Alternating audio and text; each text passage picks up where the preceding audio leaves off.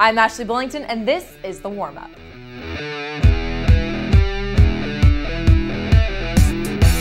We have a great show for you today as we dive right into basketball season. Last week were all the holiday tournaments, and we had some dominating performances across the Metroplex. As Duncanville won the Whataburger Invitational, Allen won the In-N-Out Tourney, and Lancaster won the DISD Holiday Classic. But we are back to district play this week, and there are a couple of good games on the docket Friday night. Let's take a look. First of all, in a big 8-5A district matchup, the Colony visits Justin Northwest. The Texans had a great showing at the Whataburger tournament and are led by Oklahoma's state-bound Avery Anderson, along with big man Sammy Freeman. But the Colony comes into this matchup ranked 8th in the state and will look to upset the state's 4th-ranked team. Also, if you haven't seen LD Bell Jr. Myra Gordon, you'll want to check her out Friday night at Richland. Over a 3-game run last week, she averaged 31.4 points a game and has got the Lady Raiders into the top 20 in the state rankings. A couple of weeks ago, we ran into Tyrese Maxey and Chris Harris of South Garland, and they competed in a best friend game. Well, I caught up with a couple of other best friends at Denton Geyer, Jalen Wilson and Devion Harmon, and we put them to the test. It's our dad jokes game.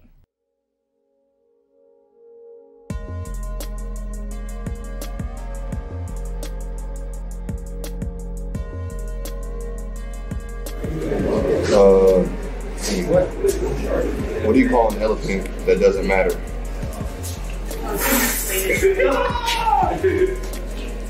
A triquella kid. No, a relative. A relative? Oh my gosh, that's so retarded. I'm not laughing anymore. Alright, this is a good one. Dad, did you get a haircut? No.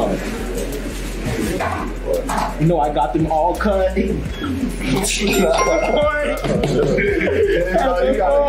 Kobe gas. Why couldn't the bicycle stand up by himself? Hey, I don't know his jokes, dog.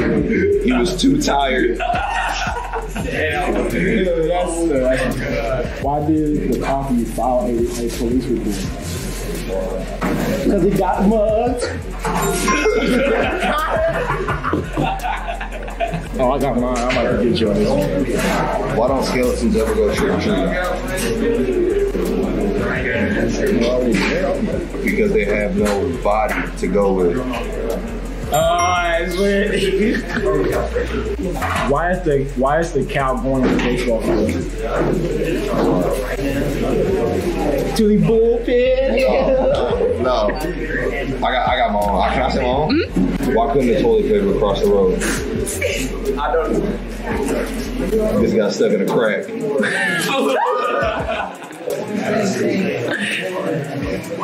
Alright. What did the grape say when it got crushed? Grape crush? What did the grape say when it got crushed? Grape crush. Nothing, you just let out a little wine. Hey, how does a penguin build its house? It glues it together. So a horse walks into a bar, and the bartender says, "Why the long face?"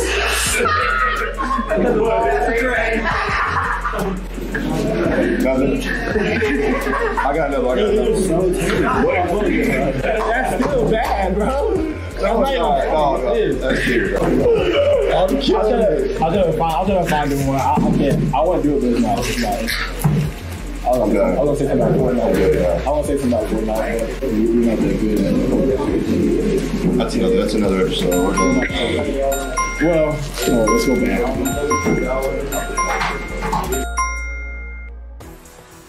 Now that a new year is upon us, let's update you on our hoops rankings, because trust me, there's been some movement. We have a new #1 in boys basketball. The Allen Eagles took care of business at their own tournament against fierce competition, so they move up from 4 to 1. Number 2 remains the same. That's the Denton-Guyer Wildcats, who made it to the championship of the Whataburger tournament, but got tripped up by Duncanville. Speaking of Duncanville, the Panthers jump into the rankings at 3 with an unbelievable showing at the Whataburger tournament as they took down some real powerhouses. Number 4 is Lancaster as they rode Mike Miles to a DISD Classic title. And Mansfield Timberview falls from 1 to 5 after getting beat twice at the Whataburger tournament, knocking them from the ranks of the unbeaten. For girls, Timberview is still number 1. The Lady Wolves are proving they're the best 5A team in the state with a 24-1 record thus far. Duncanville is at number 2 after a great showing at the Sandra Meadows tournament. Cedar Hill moves from 5 to 3 after winning the Sandra Meadows very impressively. A couple of 9-6A teams round out the top 5 as Plano comes in at 4 and Allen is at number 5. We put together 11 of the best players in the Metroplex for you to watch out for. Pat Doney, take it away. Let's start with South Garland's guard Tyrese Maxey. If you want to know about this senior, all you have to do is watch his performance at state last year. Maxey put up 46 points on Katie Tompkins and proved to be one of the dominant scorers in the state. He averaged 22.9 points a game last year and knocked down 91 three-point shots. Maxey signed with Kentucky and could be another in a long line of one-and-dones for the Wildcats. If Denton-Guyer hopes to make it to state this year, they'll need the help of forward Jalen Wilson. The senior is 6'7" and can score from inside and out as he put up 16.1 points and 6.2 rebounds a game last year. Wilson has soft hands and runs the floor well, which is why he had 17 college offers on the table.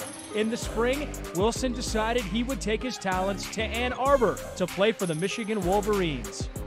Jalen's teammate Devion Harmon is also a player to watch for this year. Harmon is a 6-foot point guard who averaged 15.7 points and almost 6 assists a game last year for the Wildcats. He's a flashy left-handed point guard with a body built for both ends of the floor. Harmon's also a true lockdown defender who has no problem pressuring the basketball. He chose to play for Lon Kruger and the Oklahoma Sooners for his college ball. One of the best all-around players in North Texas this year is Richardson Pierce big man Drew Timme. He's a 6'10" problem for almost all of his opponents because of his low post moves and his ability to distribute the basketball anywhere on the court. Last year, Timme put up 27.7 points per game, almost 18 rebounds, and 4 assists a game as well. And for a big man, that's called being dominant. Timme has a great feel for the game and will look to show off those skills at Gonzaga next year in college. Quite possibly the smoothest player in DFW is Rockwall forward Samuel Williamson. He has a spot-on pull-up jumper that he can go to anytime and anywhere on the court. Though he has a slight build, don't sleep on his athleticism. Williamson averaged 23 points and 10 rebounds a game last year for the Yellow Jackets and will be their go-to guy this season as well. He chose Louisville over 32 other college scholarship offers. Combo guard Avery Anderson will be hoping to lead Justin Northwest to their 3rd straight state tournament appearance. As a junior, Anderson put up 17 points and 5 assists a game for the Texans. Anderson's claim to fame is getting to the hoop and making buckets. He's a long player, which helped him average 2 steals a game as a junior, and Avery will be playing in Stillwater next year for Oklahoma State.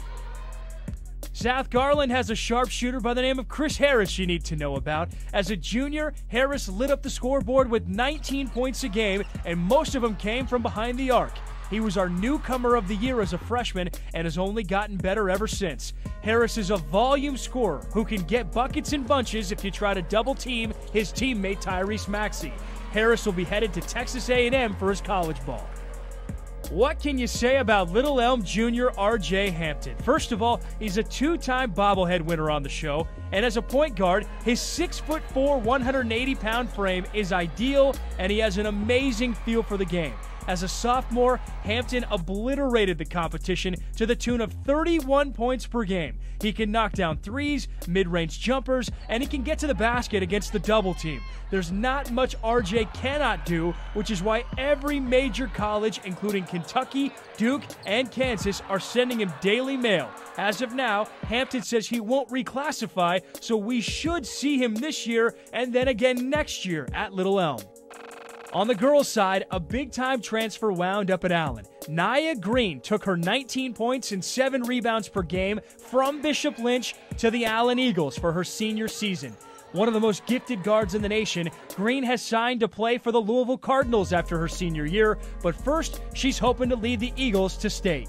And one of the reasons Bishop Lynch is not too upset with Green's departure is because they still have guard India Rogers. Rogers averaged 20.9 points and 6 assists per game last year, playing alongside Green for the Lady Friars. This year, the reins are all hers, and the volume scorer hopes to lead Lynch to a TAPS championship. She'll be headed to USC next year.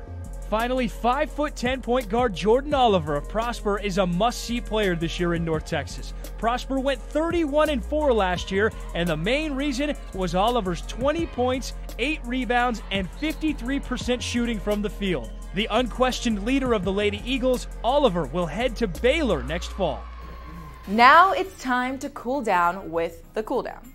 We're starting this cool down with an old friend. Caden Smith, a former Marcus football player and bobblehead winner, has declared for the draft. Caden went to Stanford, and the tight end for the Cardinal is projected to be taken in the first 4 rounds. The Sugar Bowl was not only a battle on the field between UGA and UT, but looked like there was some competition off of it as well. The UGA Bulldog was almost run over by Devo the Longhorn. People were floored by this one, but Mad Cow would be the only way to describe it.